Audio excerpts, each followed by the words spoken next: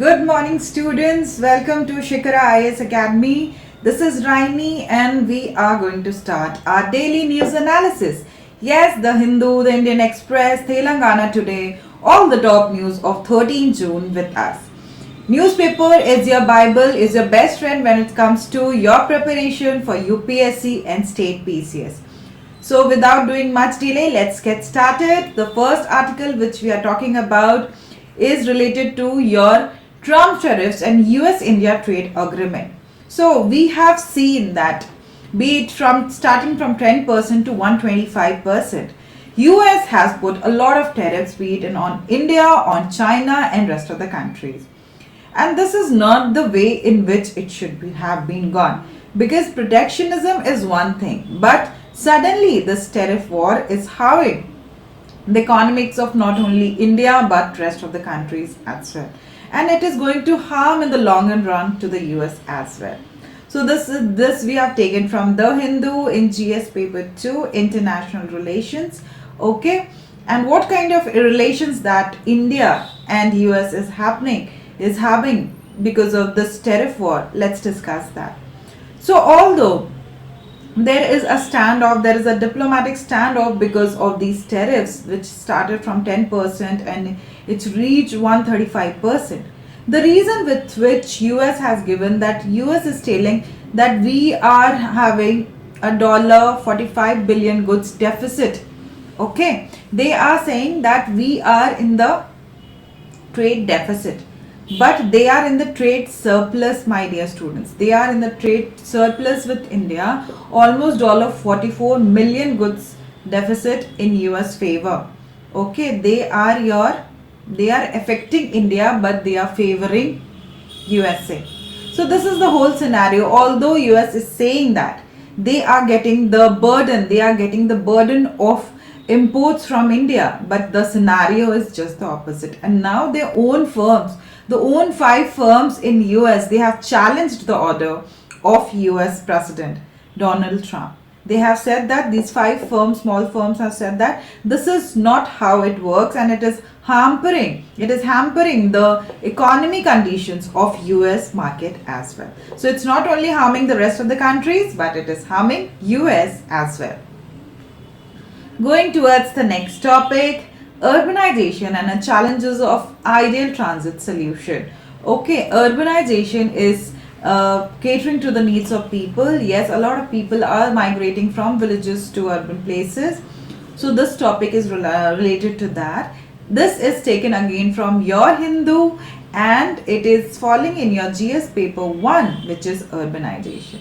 So it is estimated that by 2060s, over 60% of the Indian population will be migrated to urban population, will be migrated to the city, to the urban areas. And in that case, urban transport plays a very important role, and urban transport will be helping us to achieve Viksit Bharat by 2047. Yes, by 2047, proper urban transport will be helping us to achieve Viksit Bharat. So despite having these PM e-buses Seva allocated for 10,000 e-buses, only 35,000 of the 2 lakh required buses are operational. So out of 2 lakhs, the author says that out of 2 lakhs, only 35k buses were operational, which is again a challenge, e-buses. So now the author is saying that only 30% of the urban Indians have access to mass transits like metros. Okay, metro is also a boom, but it is cost. A lot of cost is there when it comes to metro, right? So to remove that cost, to remove that opportunity, that all the people, only 37% of people in the urban areas are also able to get the metros. So in that case, they are talking about cost efficient and climate aligned e-buses. Okay, they are talking about trams and trolley buses. Okay, trams and trolley buses is something that they are talking about, and they want that a country like India should have trams and trolley buses to be more cost effective and climate aligned than e-buses, that is your electronic buses. Okay, and rather than going only for metros and having significant investment, we can go for such kind of solution, and such kind of solution can be your easy with your pockets, easy with your finances also, and also will cater to the needs of the masses rather than catering only 35% of people in the urban area. Correct? So going ahead, central schemes must pass effectiveness test to continue. Yes, a very nice move, a very good move indeed, I will say that it has started, the government has started, and they know that why this is needed. Why this is needed, students. See, whenever a scheme is coming into the market, whenever a scheme is there for the students, for the people, for the vulnerable sections, for the farmers, then in that case, the money many a times gets inside the wrong loophole. Yes, gets inside the loophole. Okay, and it's not getting in the hands of the perfect person who is actually required to get that money. So when it's not getting inside the actual system where it was needed to be uh, spent, then in that scenario, what is the need of that scheme? You can ask, है ना? So when the government is not able to spend the exact amount of money on the exact person on which it was targeted, then the money goes into the loopholes, and then black marketing starts happen, and then people are not able to use these kind of welfare schemes, be it your farmers, be it your urban side people, be it your rest of the schemes for women, for children, for vulnerable sections, for tribal people. So the growth initiative which the government takes ultimately is not benefiting the target audience. And when they are not benefiting the target audience, what is the use of that scheme? So finally they are coming up with this effectiveness test, which is very much needed, and this is again taken from The Hindu. You can see it in your page 14, and this falls in GS paper 2, government schemes and policies, and how government schemes and policies are faming the society. They are playing a very vital role, students, but the money need to be effectively used in the right direction. Okay, so these circulars have come from 6 June, 54 center sector scheme and 260 centrally sponsored scheme. So there are two variety of schemes. One is center sector scheme and one is centrally sponsored. When it comes to center sector scheme, it is whole and sole investment is done by the central government. But when it comes to centrally sponsored scheme, it is 90-10% or 40-50%. Some percentage is given by the center and some percentage of financial aid is given by the state. So they have to include the sunset data, and they have to tell that this scheme is effective based on the data that they provide. And if the data is not accurate, then the expenditure again will not be given for the next financial year. Okay, and demand driven schemes like Manrega will also face tighter scrutiny and budget discipline. Okay, demand driven, like in Manrega, what is happening? 100 days of works are given to the people, right? So when 100 days of work are given, still it is a huge demand driven scheme. Still we need scrutiny over here, because until and unless we make these schemes very effective, it will create a hole in the pocket of the government. It is not going to benefit the society. Going ahead, reclaiming the golden hour. What is this golden hour the author is talking about, and how technology can help beat traffic and saves life? So this topic we have again taken from The Hindu, page 2 you can see, and it falls under your GS paper 2, health, and GS paper 3, science and tech, because here the author is saying that we have to use technologies to save lives in the golden hour. Now what is this golden hour, students? What is this golden hour? It is the first 1 hour.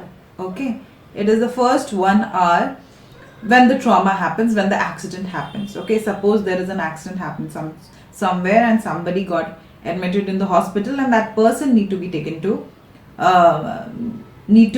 hospital. That person is in ambulance. So the first hour becomes very vital to save the life of that person. Okay, to save the life of that person, first 1 hour is very critical, and that first hour is called golden hour. Okay, and this golden hour, you have to make sure that the traffic is decent enough for this transportation like ambulance to go. Even in Delhi, there are schemes in which they are taking the patients in just 17 minutes, but on an average, we see it from 25 to 15 minutes. And now also you can hear a siren, which is of ambulance in my background, because somewhere an ambulance is going and the fast track speed. And in Karnataka also they have launched this platinum 10 initiative, which is also reducing delays. So such kind of initiatives which is tech friendly are actually helping the patients to save their life in the first golden hour, students, which is vital and much needed. The next topic is talking about inflation drops to 2.82%, and further the author is saying that it will be dropping to 2.5%. So we know that currently the repo rate, the CRR, okay, Central Reserve Ratio, Cash Reserve Ratio, the Monetary Policy Committee, okay, RBI is reducing all these things. RBI want more and more money to be in the hands of consumers. Consumerism need to be speeded up. Domestic investment need to be speeded up. Thus the repo rate they have decreased so that people get loans easily and then they can spend again in the market. And the money flow should be there. Because the inflation currently is very low, it is 2.82. The cost of fruits, vegetables, groceries have they have touched at a very like a good level of rates. We should not say that they are very cheap. You and me, we are not getting things are cheap, right? If we go to the market, we are getting everything expensive only. But certain things like fruits, vegetables, they have gone down when it comes to last year. So now in this case of less inflation, when there is 2.82% inflation only, in that case the scenario is that also the consumer price index was just 0.89%. So RBI has the core inflation stayed subdued between 4.2 to 4.5%. This cooling of price may influence the RBI's monitoring stance again, and now the decline can again happen to 2.5% by 2025. And thus we can read the price trends, inflation targeting and policy decisions. So again, basis on the rate of inflation which the country is having. The rate of inflation which the country is having, that is 2.82%, which may further fall to 2.5%. The Monetary Policy Committee, RBI, is actually going to work on this, and they are going to work on the price trends, inflation targeting and also policy decisions. Now Garhwal royal family celebrates Eruvaka Festival. Yes, and this we have taken from Telangana today, students, and GS paper 1, Indian culture, festival, regional traditions. So yes, we are talking about the regional tradition over here, and this is about Garhwal royal family and how their Garhwal festival family in the Telangana, Andhra Pradesh, okay, Telangana and Andhra Pradesh, we can see that this Eruvaka festival is going on, and what they are doing, they are celebrating the onset of monsoon. What they are doing in this Eruvaka festival, they are celebrating the onset of monsoon. They are decorating their cattle, they are decorating the rest of the things, flogs, cattle, and then they celebrate the agriculture prosperity, okay, and deep agrarian heritage. The agrarian heritage which they have got, they are celebrating that. So this is such a traditional touch to the modernity towards which we are going nowadays. So modernity is okay, modernization is okay, but at the same time you should not forget your identity and the tradition with which we have all grown up. And agriculture becomes a very important thing in that, because agriculture has always proved that it is our best friend, be it your exports, be it your dietary needs of the Indians. We are more and more dependent on our agriculture sector. So such kind of celebrations by your Garhwal community, okay, in Telangana and Andhra Pradesh, again celebrating these Eruvaka festivals for prosperous monsoon and agriculture, is something devoted to the traditions. Why Ambedkar matters in the global discourse? Yes, Ambedkar matters because not only Ambedkar used to talk about the inequality happening within India, but also he was talking about the inequality which was happening at the global level. Yes, he was talking about the inequality happening in the global level as well. So at the global level, if we talk about the bodies like UNSC, IMF, World Bank, they are also playing biasness cards, and thus this time of scenario, in this current scenario, when the world is, they are rather than going on a one cause of peace and progress, they are fragmented. Okay, the country, the world global order is fragmented completely. So in this scenario, the context of B.R. Ambedkar, social justice, dignity, human rights becomes very important, because global wealth gap is again increasing. Okay, be it your the wealth gap in India, be it the wealth gap in the world scenario, the global wealth gap is increasing, and here the Western institutions like United Nations Security Council, IMF, World Bank becomes very important, and we need to cater the needs of all the nations, be it your rich nations, Western countries, Southern. So Ambedkar was someone who was talking about the global South and the atrocities done by the Western countries in the global South. So this is the time when we need to highlight that, because again and again we see that the Western countries are actually having a power hold in the global scenario, and the Southern and the global South need to be united so that they can voice out their grievances. That's all for today. Please stay tuned with us, and we will be continuing with such kind of innovative methods to teach you current affairs. Okay, students, and don't forget to make your own notes, because note making will be helping you in the longer run.